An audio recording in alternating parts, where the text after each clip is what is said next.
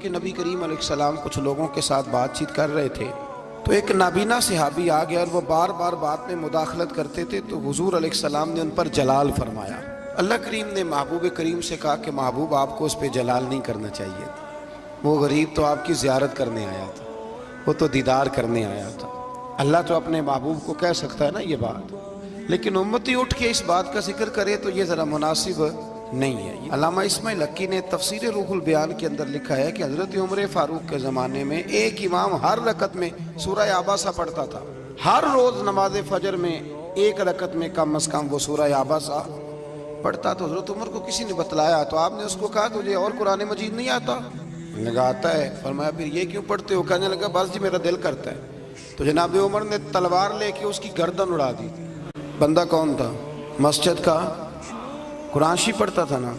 کہتے ہیں جی آپ قرآن پڑھنے والے کے بارے میں یہ لفظ کہہ رہے ہیں، تو بھئی وہ بھی قرآن پڑھتا تھا۔